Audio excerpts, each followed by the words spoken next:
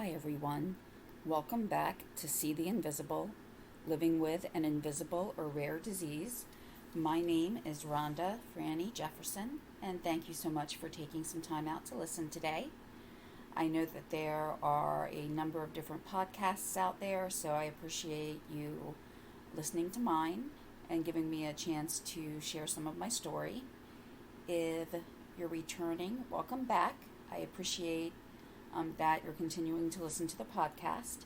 If you're new, just to explain a little bit about the podcast and while I started it, during especially this time of COVID, there were some negative situations that I was in, and I really felt like I wanted to show support for everyone else who had an invisible or rare disease, to lend some positivity and have a place for everybody to not quite feel so alone. I know that there are a number of different rare and invisible diseases out there, so sometimes you may not always have someone close by who has a similar or the same illness. So it's good to have a community out there, even if it's not the exact same illness. Now, before I start, I do always want to say that I am in no way a medical, insurance, or legal expert. If you do have questions in any of those areas or any other specific areas, please be sure that you contact a specialist in that field. I will discuss topics and articles that I have found on publicly accessible means. Any opinion discussed is based on my experiences and my understanding of that particular topic and how it pertains to my life with my illness. It's not meant to be and should not be used in place of any medical advice. Hi everyone, this is Rhonda, just adding something to the beginning of the podcast. I do realize as I'm going through that this will definitely be at least a 2-part episode. So I just don't want to make an individual episode over an hour long, and I really have a feeling that it would get to that point if I continue through everything. So I just wanted to add this at the beginning so you have that expectation. All right, thank you. So today's topic is one that may even be more invisible than the invisible disease that we have. I know that may not sound like it's possible, but in some ways there are others who are really impacted by our illness and they're overlooked many times. People look at us as a patient with an invisible or rare illness, and they don't understand that we may even have an illness, that they can't see that we have a certain disease or certain issues, like mobility issues that we may have to deal with, and they can't really understand or empathize with us. So if that's the case, how are others supposed to empathize with our loved ones, with our caregivers? Our loved ones are the ones who worry about us, who sometimes organize things for us. They hold our hands, lend us a shoulder to cry on, or even just to lean on. And even at our worst times, they might help, clean up after us, whether it's picking up dirty dishes around the house, helping in some cases to bathe us. Just whenever the time comes, they're there, except others may not really understand that. So many times these caregivers will be with us through the long haul, and they're the unsung heroes of every family of someone that has an invisible illness. So I do not mean to minimize in any way the fact that patients do have an invisible illness when I say that our caregivers are sometimes even more invisible. Maybe a better way to phrase that would be that they're more in the background of what's going on. We hear every day, oh, you look fine, you don't look sick, or maybe take a few days of rest, you'll be fine, you'll perk right back up. So they minimize our illness. So if they're minimizing, what we're going through, they're going to completely overlook the role that our loved ones play in our lives. And, I'm sure many of the listeners can attest to things like that. So I know with my, I guess you would say my full-time caregiver, he's my husband. And every time I have an appointment, I call him when I'm done. He worries if I don't. So if it seems like it's taking too long, my phone will start ringing. He worries about me. Now, we met before I had a diagnosis, and we waited about 12 years to get married, even though we had already had 2 children together. So for all intents and purposes, we really were married. We just didn't have a piece of paper that the state said we needed. He was with me when I was getting sicker, first slowly and then more rapidly getting sicker. And when we didn't know what was going on or what would happen, he was trying to take care of everything. He, was taking care of the kids, the household, working, because at many points in that process, I physically could not do anything. And he's still worried about me and checking on me, seeing if I needed help to stand up. And in a previous episode, I mentioned about like a periodic fever. I would get fevers really quick. They would spike up and then they would drop back down. So constantly I was changing what I needed, even within the same room. So there were a lot of days where I would say to him, "You did not sign up for this." And he would just say, "This is for better or for worse, in sickness and in health." And I would, a lot of times say, "Well, we haven't said those vows yet." And he would just let me know that I needed to know that we didn't need to say those vows in a ceremony, that he meant it, wedding or no wedding. So I realized that I'm lucky, and I also realized that I can sometimes swing from being the nicest, most empathetic person that to ready to snap at him, taking the frustration out on him. I think most relationships do have that, where the saying is you hurt the ones that are closest to you. We sometimes take people for granted, and even outside of someone with a chronic illness or rare illness, any relationship, you tend to take your frustrations out on those that are closest to you. So when you're dealing with an illness itself, we're feeling the pressure too. We're feeling frustration, worry, and we may just sometimes, act out against the person who loves us the most. So before I get started into the specifics of the topic, I do just want to say I read a number of different articles on a regular basis, and that's really where I get my ideas and thoughts about, what topic is going to be next. I do this on, probably even a daily basis multiple times, because I want to know what's going on. I want to be proactive in my own health care as long as I can. If you have listened to previous episodes, you may have heard me mention my sister.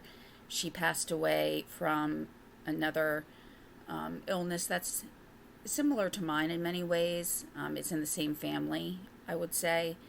It was just before her older daughter graduated from high school. And, I know that she felt frustrated at times. Her kids were getting older and they didn't need her. But even though she had this illness, it was still kind of sudden. Even though she felt bad most of the time and she couldn't physically do what she used to do, she was still able to do a lot of things. And when she did pass away, and, I remember a lot of us were thinking when we were told that she had gone to the hospital. She was admitted to the hospital a number of times. Sometimes it was just to regulate her medication because it had, an effect that they weren't expecting, or she was just having a bad couple of weeks and she needed, maybe it was an adjustment of meds that she needed to take care of, but she really needed to be in the hospital. But she always got better. And I don't think any of the people in my family thought that it would happen as quickly as it did. And she was the age that I am now. I'm the youngest of the family. And so, it was just kind of a surprise. So I want to be more prepared as much as I can, as well as making sure that I have all the information that will let me ask the proper questions. So kind of taking the long way around to say that sometimes I read articles that may not be specifically about my illness. It may even be about a completely different illness, but the actual subject matter can go across lines, whether it's one specific illness or many. So some of the articles that I read today, they are about a specific illness, but I really felt that the information was relevant to anyone who had a chronic illness, or many of these tend to be invisible illnesses in the articles that I read. So when I link the articles in the description, and I use whatever articles I use, I do link in the description, that it might specifically say it's about one illness or another, but I did think the information was important to relay in the podcast. So, just looking at caregivers and what they have to go through, there are a lot of stressors that they go through every day, and sometimes they're even more stressful than what we as the person with a chronic illness may go through. Again, not minimizing having the chronic illness, because we are living with it every day, but this episode is really focusing on the caregiver and how both we can support them and try to get others to help support them. And I really do intend for this podcast to also be for those who are caregivers, so that first and foremost they can learn about some of the things that we have to go through, and that they can get a better understanding of that. But on the reverse side, I think it's important for us as well to understand what they go through. And I have had the situation of being on that other end, and while dealing with my own illness, so I can empathize from that end as well and know how I was feeling. I'm not sure if I mentioned this in a previous episode, but my aunt just recently passed away, and she didn't have any biological children, and her stepson actually had passed away a few years ago as well. So, I had to handle the funeral arrangements. Her husband, my uncle, has asked that I take care of his arrangements when he passes. So, those are, I don't want to say everyday stressors, but those are things that come up in life that, we're having to deal with also by having an illness and then taking care of other things that we have to take care of. The caregiver also goes through that as well. So just something to remember going through all of these, items, that we really need our caregiver to take care of themselves as well. Not only, for our well-being, but for theirs. And as much as they love us and support us, I want to be there for my husband. And I hope we all want to be there for our caregivers as well. So some of the stressors that those who are caregivers can experience is the actual process of being with us full time. So they're living with someone who has a chronic illness, and at any time, they may need to be there to support us, whether it's day or night. Now, going back to my husband, and again, I am very, very lucky. At a time, there was a time period where both my aunt and my mom needed help as well. My mom died a couple of years ago. And there was one night where my aunt fell twice in the middle of the night, and my mom fell once.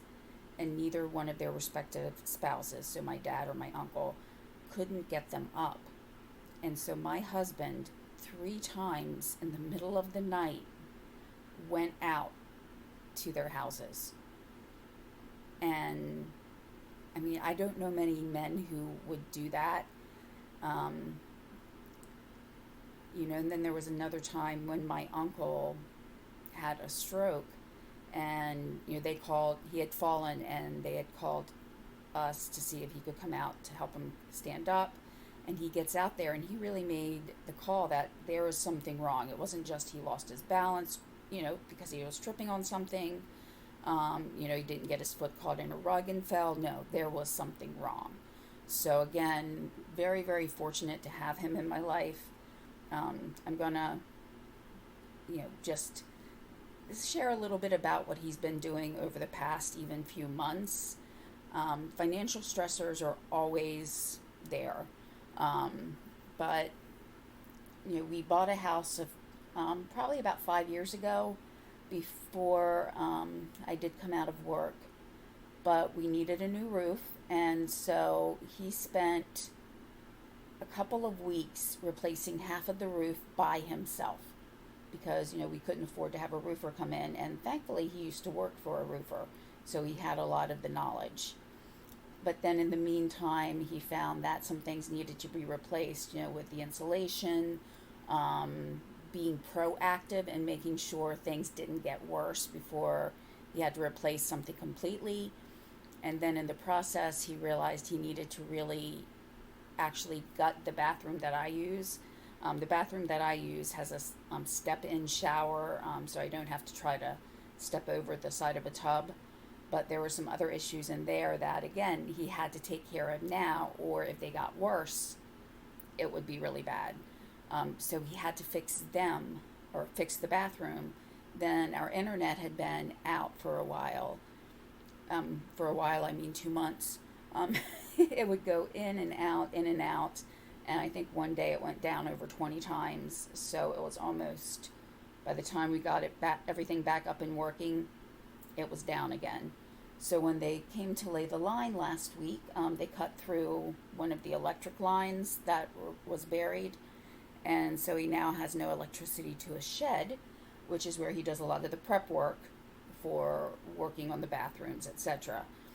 And then in the midst of all this, the part of the closet broke, the rod broke, and in the process of him fixing that, I found one of my shirts, something was all over it, and we found that there was a leak in the wall. So the poor man has been doing all of this. He comes home every night and works on what he can. On the weekend, he has no time for himself. And so him taking care of even just his daily responsibilities is a lot. And then in the meantime, I hear him sometimes washing dishes by hand, like, the things you don't really want to put in the dishwasher. And it's like, it sometimes makes me want to cry in that he's doing all of that for me. So that was kind of long when I went into the stressors there. Some other things that can cause stress is social isolation, and that, by having to be at home with someone much of the time, they may not be able to get out as much, as they want to. This could lead to feelings of depression. There's also financial difficulties, which I just mentioned, taking care of the regular day-to-day things, as well as having extra medical bills usually, or time off work. Sometimes a caregiver might feel like they didn't have a choice in being the caregiver. Like I was saying earlier, my husband really stepped into the role even when he was my fiance, not my husband. So, at the beginning, some people may feel like they don't have a choice in being a caregiver, but maybe I'm being optimistic. I really think a lot of people get over that rather quickly because they do love their family member or their loved one. I mentioned his regular work. He has to go to work every day. Just something you may want to keep in mind is FMLA, the Family Medical Leave Act. You can get up to 12 weeks off, and I know that's prorated based on the number of hours you worked the previous year. So if you didn't work a certain number of hours, that may go down a little bit. So it may be overwhelming for your loved one to, have to take time off all the time to maybe take you to an appointment or do things to assist with your health care. And that can be a stressor in and amongst itself, because depending on the employer, they may ask that you use all of your paid time off before you start going unpaid. Well, that means if you have, taken all your paid time off, then that caregiver doesn't have time for themselves. But if they take it unpaid, that could be a financial stressor. So that's kind of two sides of the same coin. So it's positive in some ways, but can also be a negative. I mentioned earlier too, my husband was doing the dishes, but it's, normal daily activities. Sometimes taking care of us medically, such as if we need to have needles that we're not able to give ourselves, or, making sure our medications are picked up if they need to. I did see in one of the articles that a caregiver on average can spend about 8.3 hours a day for those who have an advanced type of illness. I know that one of the illnesses mentioned was in cancer patients, but depending on the illness, the chronic illness that someone may have, they may have flare-ups and better times. In a flare-up, I know I need almost constant assistance. Sometimes they do help schedule us, schedule doctor's appointments. They have to work with our insurance. I mentioned earlier about sometimes going or feeling depressed. That can sometimes come from a feeling like they're not getting a lot done, when in fact they're busy all day, but that's what they feel like sometimes. They have a lot of emotions too. They go through what's called the stages of grief. They can be in denial, they may have anger, they end up with the same grief process. And just something I do want to reiterate as well is also the stress that we ourselves may give to the caregiver if we are stressed out and we take out our frustrations on them. And also for myself, I was on steroids for a very long period of time, and they can cause your emotions, your to really swing, I guess you would say. I knew someone who was very sweet, very shy, timid, and she was also on steroids. And she told me one time that she almost got arrested at a national park because they ran into a park ranger who, at the park, they were allowed to have dogs, and he just made a friendly reminder to make sure that they picked up after their dog. And she just really went off on the ranger, and her husband, who I didn't know as well, but I knew him for long enough to know that he was probably the more hot-headed of the couple. He had to calm her down. So when we talked shortly after I was actually diagnosed, I thought, wow, this might not be good, because usually I'm the calmer, level-headed person. So my poor husband had to get used to me sometimes not being quite so calm. So that is something I admit to, is that sometimes my mood would swing from one end to the other. So as far as handling stress, I think it really is separated into two parts. One is how to manage stress when dealing with the actual illness and any support that they need to provide regarding the illness. The other part is just how they can de-stress in general. And as I go forward, you'll probably be able to see what I mean by that. When I'm looking at things as far as the stress regarding the situation medically, it's sometimes a feeling of frustration that they may not be able to understand everything, that they have so much to do in regards to taking care of the actual illness. And that might be part of it there too. They're looking at it as taking care of an illness. And I admit that's how I look at it as well. So just through the articles that I read, I really took away from it that they need to feel empowered.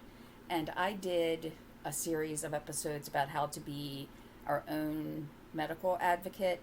There is really a lot of overlap. So, I think to start out with just this overall feeling of being empowered is very important. Um, if they're not confident, then when we either explain something regarding an appointment we had, or if they're in the appointment with us, you know, if they don't know a lot about the illness, um, or if they have a lot of questions, they may not be or feel as confident addressing the doctor if they don't have a feeling of empowerment. So, um, overall, when dealing with stressors that apply to the illness, is to be prepared. So, this is one of the areas where it kind of fell into. It was not a. There was an article not about my own illness, but I can really relate to that. If you're going out somewhere, take a look at things. Do you need to take medication with you, because the time frame, as far as taking the medication will fall when you're away from the house. If you're driving, is there a medication that maybe they shouldn't take while you're driving? Just to give you an example, I have a lot of fluid retention, and sometimes I have to take fluid pills. I will need to know that before I go, and on a car ride or any long, um, any time away from the house, which honestly has not been a lot, rather recently. Um, but, be prepared in that way. If you do need mobility aids, the caregiver will want to make sure that you have your cane or your walker, wheelchair, whatever you may need, available to you and in the car. And for the caregiver, it is good to be a good listener. If someone doesn't really listen to what the patient needs, then it's going to lead to a lot of miscommunication, stress, frustration. So, make sure that you're listening, and then also ask questions. And if you did listen to the previous articles about how to be your health advocate, that was definitely a big part of it. So keeping those communication lines open is a very positive way to make sure you keep the stress down. And so as I'm thinking about it more, while I'm talking, really the areas where I'm mentioning or talking about stress in relation to the disease or illness directly, it seems like many of these suggestions are actually keeping the stress down to begin with, and then the last part of this will be about, okay, everybody has natural stress to begin with. This is adding a little bit more. What are some things you can do to relieve stress in general? So that I'm really seeing, the more I discuss it, it really, splits up into those two categories. Now, looking at how long this episode is running, so I'm definitely thinking that I will need to split it up into 2 episodes, because I don't want to be extremely long. So I'll go over a couple more things and then stop when I think we're at a good point, and then continue on next week. So, another thing as a caregiver to remember is the patient, can't control that they have an illness as well, and sometimes they feel bad about how the caregiver, has to sacrifice, for lack of a better term. And, that's what I would tell my husband, that you did not sign up for this, and, here we are years later, and he's in a situation that he wasn't really planning on, but he does it. And, whenever I bring it up, he's like, well, honey, I love you. And I realize I am lucky, and not everybody is in that situation. So if you do have a caregiver that you're really, that is there with you all the time, that is not someone like say a nurse's aide or someone that assists you, if a loved one is there with you, make sure that you're really communicating that you appreciate what they do.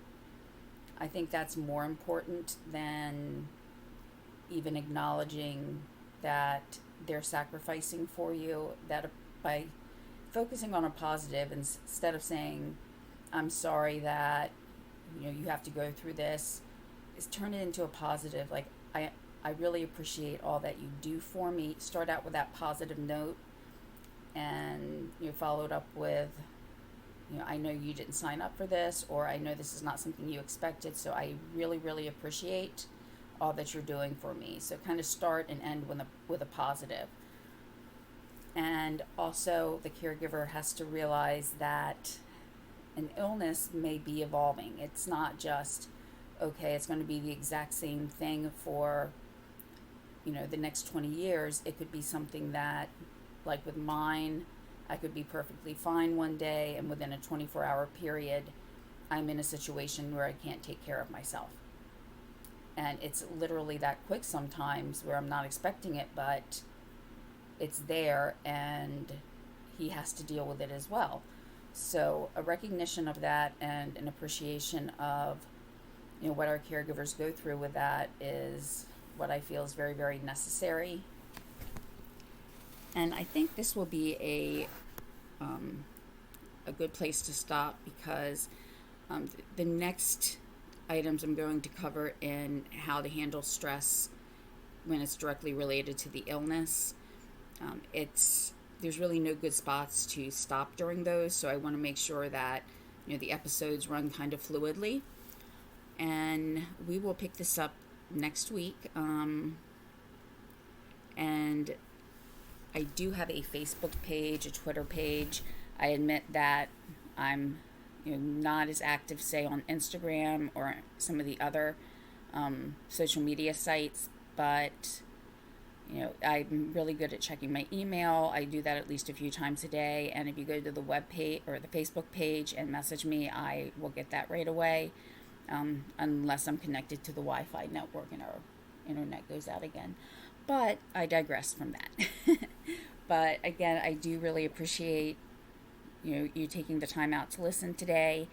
I hope that we've started with a little bit of an understanding of what our caregivers go through, and what they do for us. So I will speak with or talk to everyone next week, and I really appreciate you hanging in there, and hopefully get to talk to you on the next episode. Thank you. Have a good week.